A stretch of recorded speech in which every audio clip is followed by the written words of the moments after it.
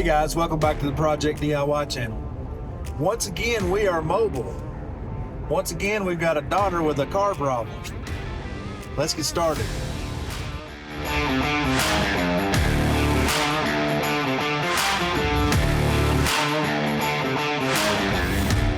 So my oldest daughter called me and said, "Hey Dad, I'm having some problems with my car. The check engine light is flashing and it's just running really bad." So I told her, well, just pull it over and we'll come and get you. So that was last night, or night before last. She pulled it over at a gas station, left it there, and we came and picked her up. So we're going to stop by there today, see if we can troubleshoot what the problem is and fix it, get her car back on the road. It's a 2010 Camry, and it has a lot of miles on it. It has over 250,000 miles on it, close to 275,000, I think. So it's seen better days, but it's still a good running car, has been. But we'll get it checked out and see what we can come up with. Once again, it's raining. I'm gonna have to teach these girls to not call me unless it's nice and sunny and warm outside. All right, well, she's still there. Glad to see nobody towed her. I was concerned that because we parked it here overnight for a couple of days that somebody might tow her car. Luckily they didn't. All right, so she said that it wouldn't go over 50 miles per hour and that her check engine light was flashing.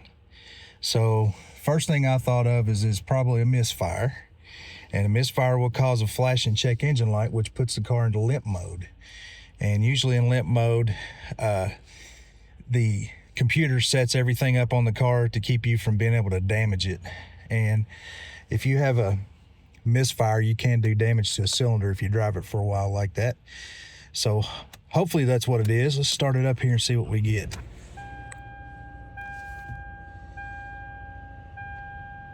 All right, it is running.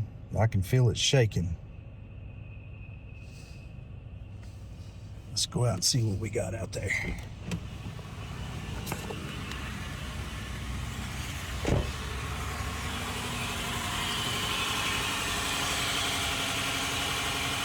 Definitely shaking.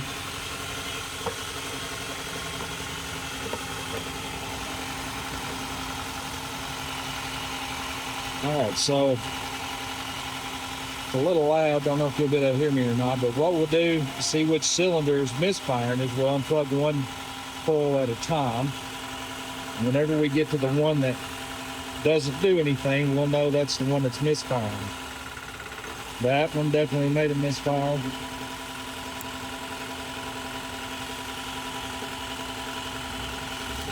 Well, that one definitely caused a misfire. That one caused a misfire. So we got one more here. That one did not cause a misfire. So it's in this cylinder right here. So it can be one of three things: either the coil, or the spark plug down inside, or the injector.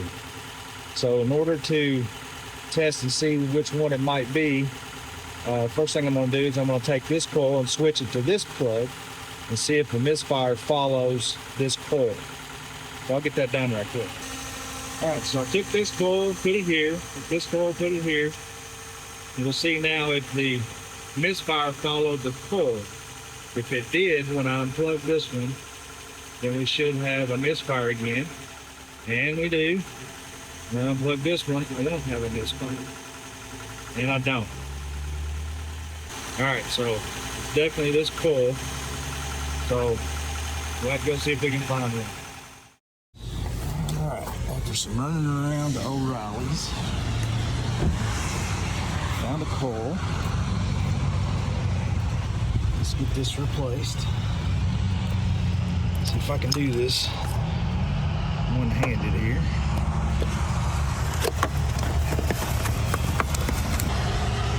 There's a new coil. Put that in there. before I tighten it down, we'll start it up, test it, make sure that's it. All right, much better, no shaking. That should be it. I'll get these bolted back down and we'll take it down the road, see how it goes. All right, I think she's alive and well.